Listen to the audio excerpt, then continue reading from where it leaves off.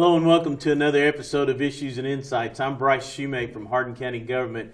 We got a great group for you all today as we talk about some different things that are going on in technology in Hardin County Government. So today with me I've got our Deputy Judge Executive, Daniel London. Thanks. Daniel, welcome to our Great show to be here. today. Thank you. Appreciate it. And our new staffer, our new person is our Public Information Officer, Leslie Ashlock. Hello. Leslie, welcome to our show. Thank you.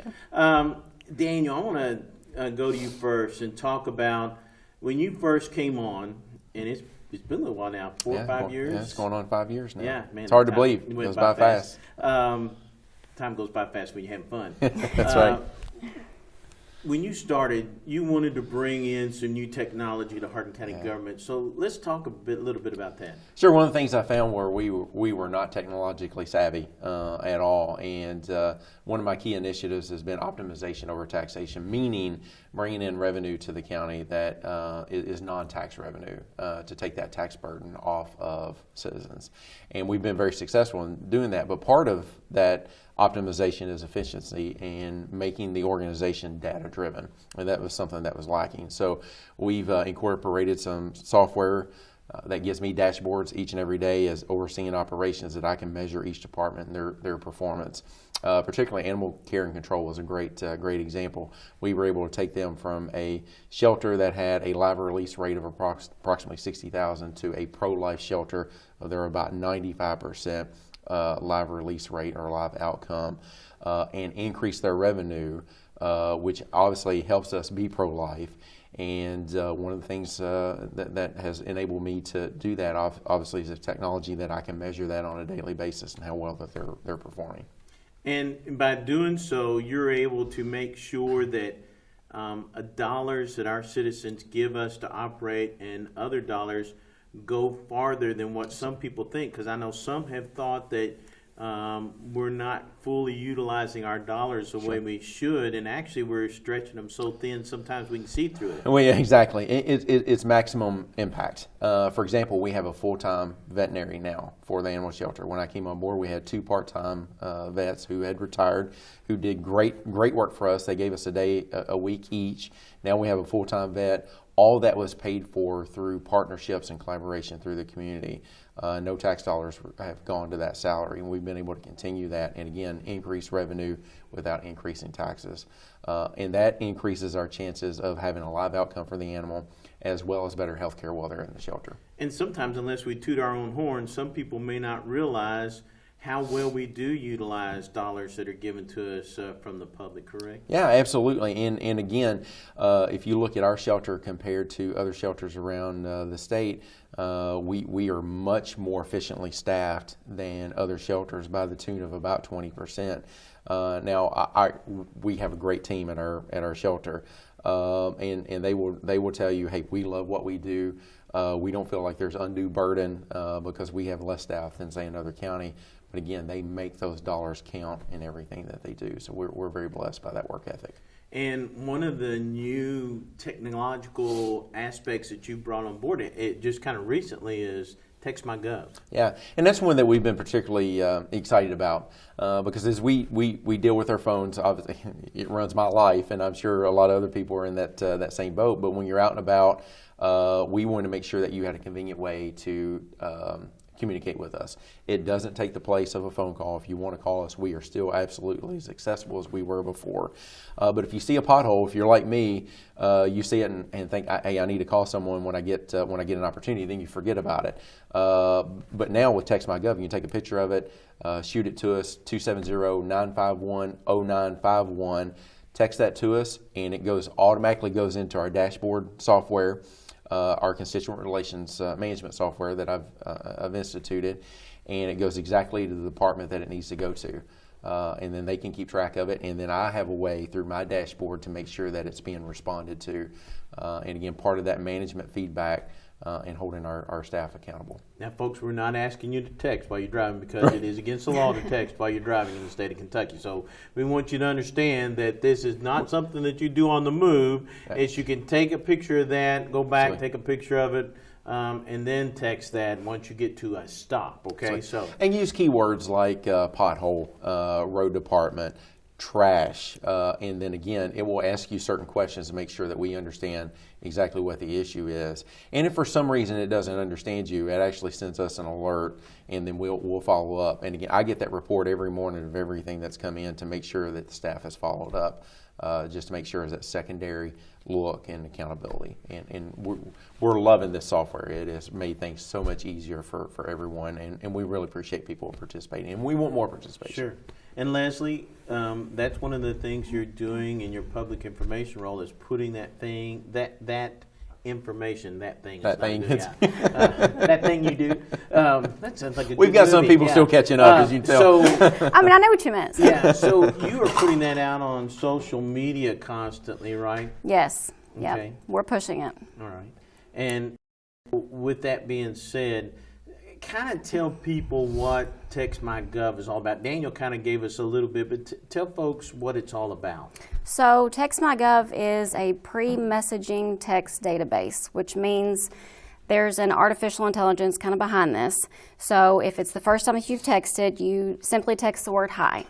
So Hardin County, the engagement between TextMyGov is going to send you a text back that's going to say, thank you for contacting us. Give us a keyword that you're looking for. And it's going to give you some examples of keywords, like Daniel said, pothole, animal, roads, ice, anything. And then once you interact with those keywords, it's going to direct you to the department or information that you're needing. Awesome. So let me ask you this. On a daily basis, are you, I know you look at it, Daniel looks at it, but you look at it also as it comes in. And our directors from our different departments are also looking at that. But kind of give us an idea of how many of those you're seeing, daily. Daily, it varies, Yeah. and we're getting anyone. I'd say at this point we're averaging probably about 5 a day, and again it's going to come in spurts, and that's hard to measure.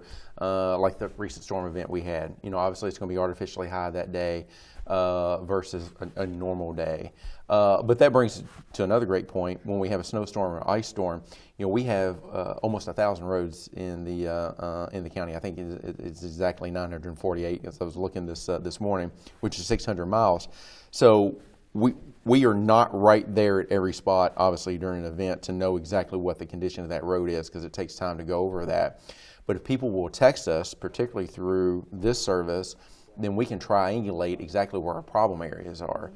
So that has become a great benefit, as we've seen over the last few storms as well. And one of the things that we've done that a lot of you all don't know about is now we've been able to install a radio system in the road department's vehicles that 911 can actually talk to them while they're out on the road, and can give them those trouble spots and can give them information, and that can be radioed directly from the road department or 911 to those trucks that are out there in the field. Sure. Well, and a classic example was, I think it was 2 storms back, where we got a little bit of glazing of some ice. We had a problem spot up in the north part of the county. We have to go off a forecast, obviously, in our initial response. And while we were working in that area, we realized the forecast was off, and the southern part of the county got a little more icing than what we had realized. So through TextMyGov, we were able to realize that and redeploy assets. Now, otherwise, we have to do visual inspections, which takes more time. Leslie, you talked a little bit about how people sign up for TextMyGov. Can you talk a little bit about that? Because folks that are watching may not, they may be older like me and not actually be as savvy with that as you and Daniel are. Talk about that. It's very simple to sign up. It's not really a sign up type thing. You just simply text the 270-951 0951.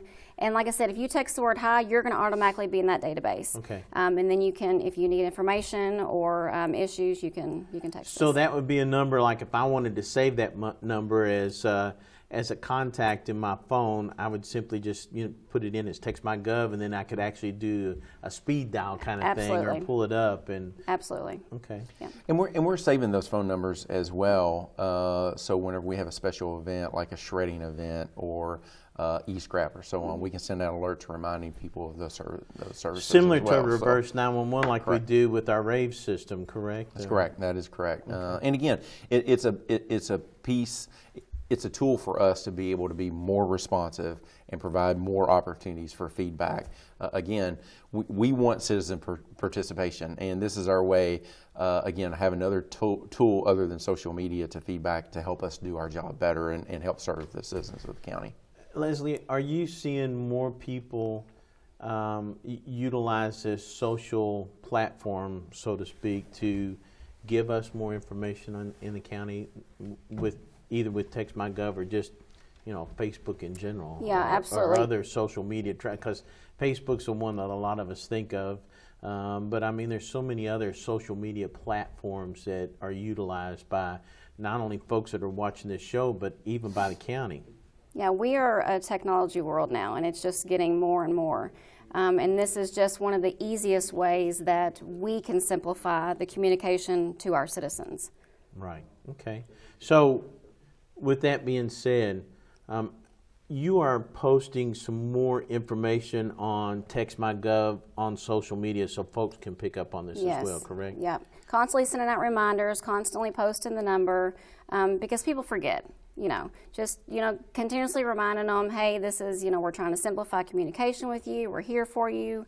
And that way they'll remember. Absolutely. And so, folks, if you all haven't checked out Hardin County Government's Facebook site or some of our other social media platforms that we utilize, or even our webpage, you need to go on there and look, because we give a lot of information out about not only what's going on in the county itself, but even communities, things that we might see as problems.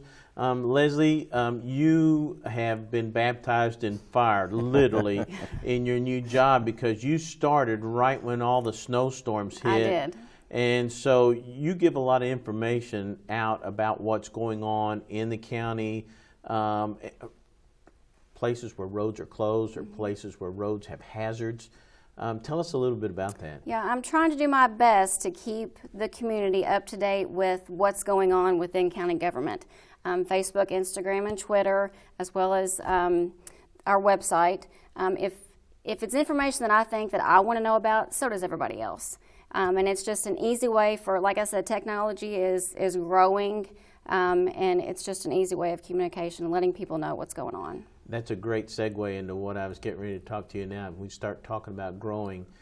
Daniel London, we've got to pull up our big boy coveralls and slenderalls and underalls and everything else alls as we get to go in this, because this is going to take experience as we start talking about what's going on with Blue Oval. I mean, man, this is hitting. People are wanting to know what's going on. People are inquisitive about jobs. Talk a little bit about our latest info as far as our new plant that's going up in Glendale. Sure. We're on the world stage now. Man. We've been thrust upon it, which is great news. We're all excited about it, but we have work ahead of us. And bringing Leslie on board was part of my 5-year plan. Again, I mentioned earlier being in this job going on my 5th year, and it couldn't happen at a better time with Ford coming on board here in the community to make sure that we have someone that's dedicated on a daily basis to push information out, and she's done a phenomenal job in doing that. Ford is working hard. As people have probably seen in the media, they've submitted permitting through the Army Corps of Engineers for the site. They plan on turning dirt beginning in March. At the height, they're going to have approximately 5,000 construction workers on site. That's going to ebb and flow some, so at certain points it'll be higher, certain points it'll be lower. But we're going to see a lot of activity in Glendale. And they're cutting trees right now. They are, which is going to be economic activity all around the county. So we have quite a blessing in this project, and it's very, very exciting. But again, we have work ahead of us in this, and we are undergoing some looks in county government and how we can better position ourselves for what's coming, as well as the community. And the coming few years, we have a lot of work in that regard. And Daniel, first responders have had an initial meeting with the contractor, correct? That is correct, to make sure that they're in sync with what's going to be happening at the site, to make sure that we are absolutely at the tip of the spear to be able to respond if something comes up. Right, so we can ensure not only the safety out there, but the safety of all the citizens in Glendale area that are utilizing those same roads right now. Absolutely, which is critically important. And I'll say, we've had some great partnerships with Fort Knox, segue with this a little bit. Again, talking about optimization over taxation. That's brought in about $500,000 a year. That in the county government, that's non-tax revenue.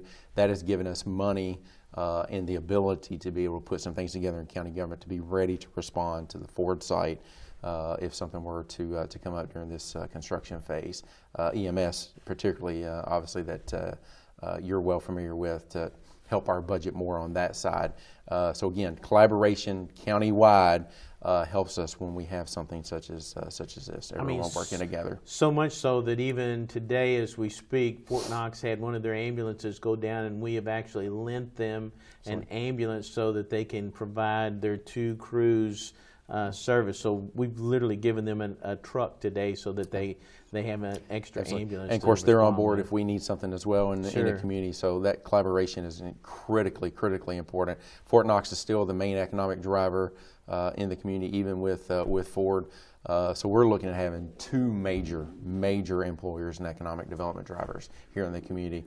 Most communities just hope to have 1, but we're going to have 2 that are critically important. And this is going to really impact our southern area of the county, especially with growth. Looking ahead to that, I mean, you've got quite a bit going on in the future. We do, and to that end, I appreciate you bringing that up. We're going through a budgeting process for next fiscal year now, which will start 1 July. Fiscal court will take up the budgets in March and April. One of those initiatives, Planning and Zoning Commission, is requesting additional funds from fiscal court to update the comprehensive plan. Which needs to be done. We have a couple issues in the community. You know, again, Ford being that major driver, solar being another one that's connects obviously back to Ford. That we need the community input for how we should go forward, where growth should occur within the county. So we'll start the comprehensive planning process, the update to that comprehensive plan, probably late fall, early winter of this calendar year, and again to bring the community in. To make sure that we are all on the same page as we grow, where we need that. On the back side of that, we'll need to do a study based on emergency services, first responders. We need that comprehensive plan done first so we know where the growth corridors are going to be. And again, that's all technology driven as well as what we talked about beginning with this show. You know, with that growth, infrastructure, that we have provided to prepare for this, so to speak. Even before we knew this was coming in, you started preparing a lot of infrastructure growth, especially with 911. Yeah, we have, and we've done very well there. As you know, we've made quite a few investments in our 911 center, millions of dollars. A lot of that actually has been on the north end of the county. You talk about West Point, talk about Radcliffe, new towers, new infrastructure, so the northern end of the county can communicate better with the rest of the county. That's going to have to obviously continue as we have new technology to upgrade. We're talking about TextMyGov. There are similar programs available for 911 that we can integrate, particularly for domestic violence situations where someone's in a hiding situation. They can text 911 versus talking. So those are the things that we're trying to bring to the community. Again, that's the whole county. That's not just the unincorporated part of the county. Yeah, people don't realize that there's been over $400,000 invested in the northern end of the county, Radcliffe and West Point, as far as 911 tower systems. Absolutely. Not to mention a brand new repeater that we provided for the city of Radcliffe's fire. You know, it's and again, that's that collaboration across all levels of government to make sure that we're all working together and on the same page to serve our mutual constituents. Yeah, the collaboration of us dispatching for the entire county. We've never charged any of the cities, you know, for dispatching their fire. So a lot of people don't realize that when we start talking about monies that are going to the northern end, the south end of the county, there's quite a bit of money that has been invested by the county, our tax dollars being utilized to make sure that we not only provide services, dog warden, fire, EMS, all those services to all areas of the county. Yeah, absolutely. And again, we have an EMS station, obviously in north end of the county.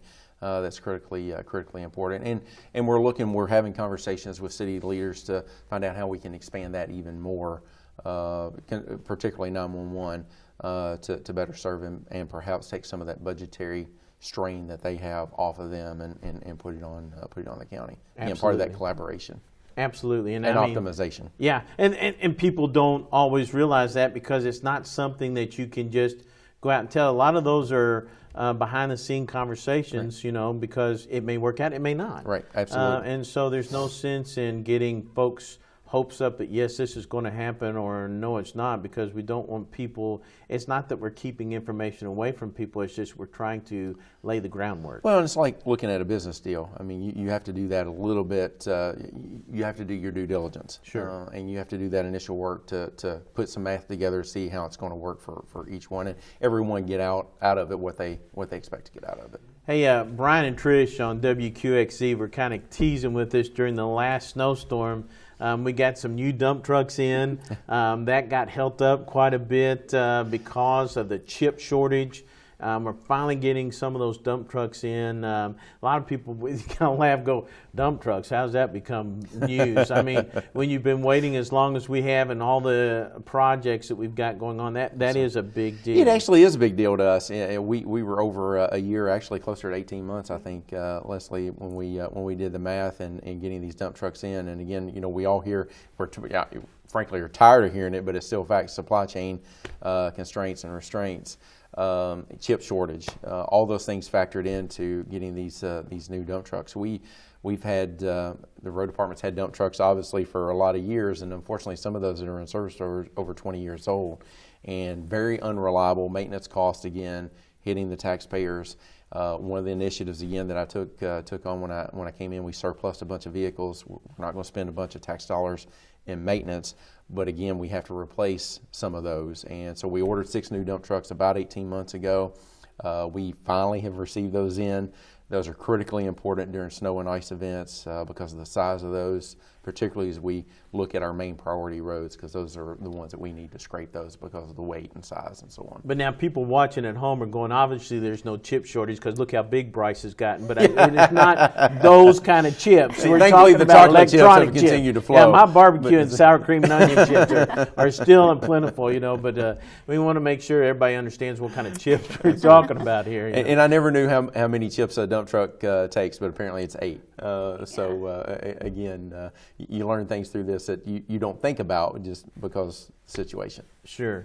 So are all of those delivered now? And we do have all of them now and operating. So we are prepared for the next. Hopefully, there's not another snow event, but if there is, we are much better prepared. In a better position than we were previously. Exactly, and as they put this greenery on the table, we were all laughing, saying, spring. "Man, spring!" And I know all of y'all can't wait. We're right on the edge, and we're. This is March's taping here that we're doing a little bit early because I've got to get a full knee replacement here. So thank goodness for Hardin County Education and Community TV, they allowed us to tape this early because I'm going to be out for a couple of weeks, but. We're very hopeful for spring, and I'm hoping that by the time I come back in, everything will be somewhat green. Let's hope so. Yeah. At least not white. Yeah, exactly. So, with all this being said, all this that we're talking about today is technology driven, and it's people may not want to think about ways of the future, but. It truly is what's going on.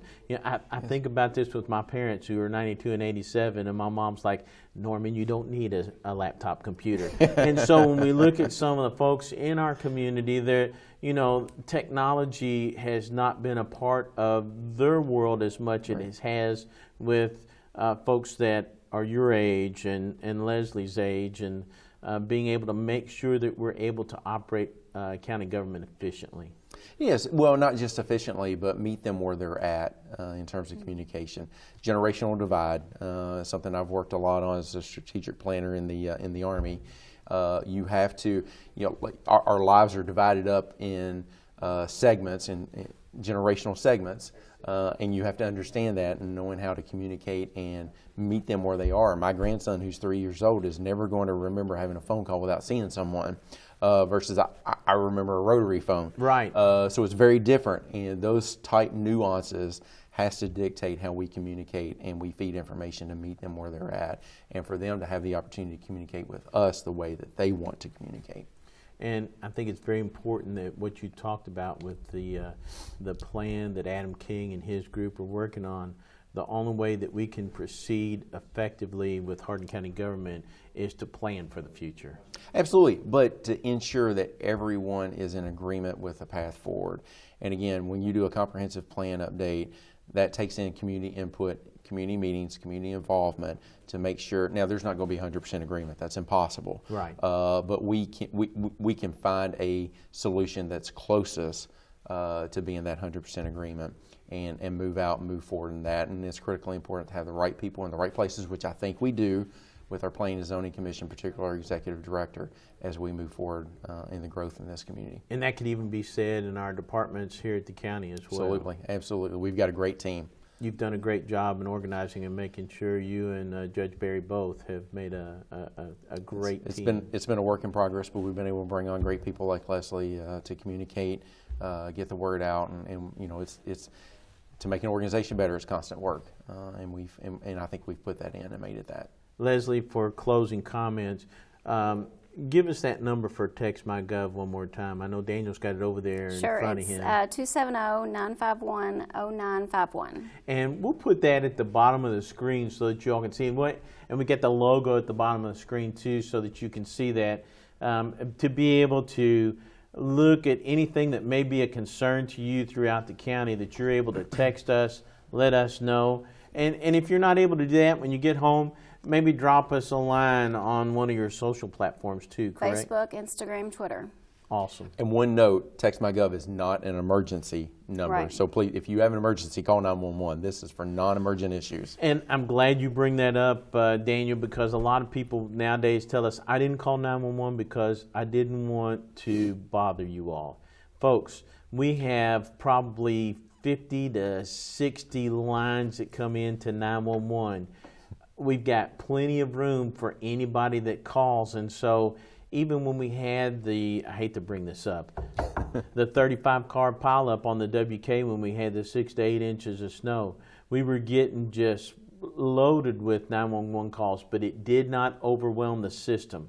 And that would be one of those things that you think it could, but it didn't. So don't ever think that you're too little or you're unimportant for you to call 911, because that's what it's there for, to take care and to make sure that we're able to help our citizens. So That's what you pay your taxes for. exactly. So if you have an emergency, call.